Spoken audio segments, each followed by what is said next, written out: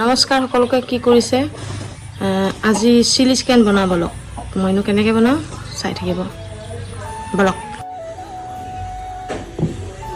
এয়া মাংস ধুই আহিলো নেমু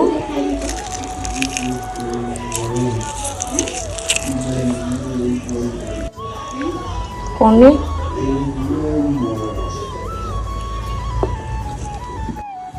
আদা নহৰু পেষ্ট আলু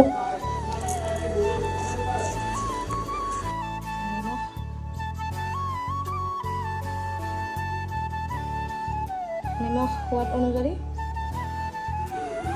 কৰ্ণফ্ল'ৰ দি দিম ইয়াতে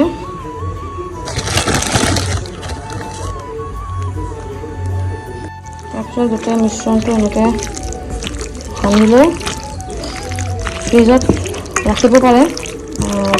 45 মিনিট ৰাখিব লাগে মিনিমাম বেছি ৰাখিলে ভাল আৰু মই ৰাখিম 2-3 ঘণ্টামান তাৰপিছত প্ৰচেছটো দেখাই আছোঁ বাৰু এইটো ঘৰৰে সৰু টিকলু মিকলু কেপচিকাম এটা আছে এইটোকে লৈ যাওঁ আৰু এয়া পিঁয়াজ কেপচিকাম আৰু নহৰু কাটি ল'লোঁ গাজৰো দিয়ে কিন্তু আমাৰ ঘৰত এতিয়া গাজৰ নাই এইকেইটাই দিলোঁ আৰু এয়া চিকেনটো মেৰিনেট হৈ গ'ল 3 ঘণ্টামান ৰাখিলোঁ মই এতিয়া ফ্ৰাই কৰিম এইখিনি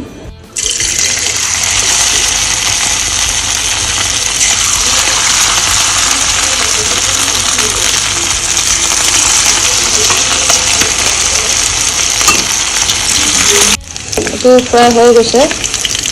এইটো গোটেইখিনি এনেকৈ ফ্ৰাই কৰিলোঁ ফ্ৰাই কৰা হৈ গ'ল চিকেনটো এতিয়া পিঁয়াজ নহৰু কেপচিকামখিনি ঢালি দিম নহৰু ঢালি দিওঁ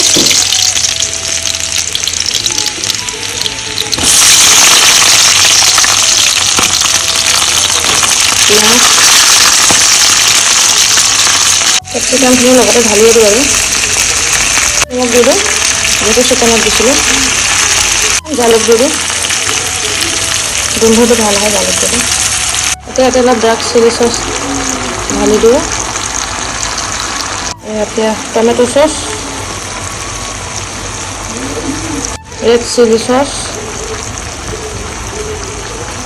জ্বলা হ'ব চাগে এতিয়া চিকেনখিনি ইয়াতে ঢালি দিওঁ হ'লে আৰু ৰেডি খাবলৈ এয়া চিলি চিকেন ৰেডি হৈ গ'ল এতিয়া যাব ডাইৰেক্ট মোৰ মুখতহে যাব আৰু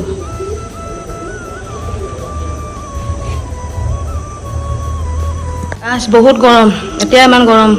জুন জুলাই মাহত মৰিব লাগিব আৰু যি কি নহওক বনাইছোঁ এডোখৰ টেষ্ট কৰি চাওঁ নিজে বনাই নিজে ভাল পাইছোঁ বনাই চাব খাই চাব বাকী আজিলৈ আহোঁ বাই বাই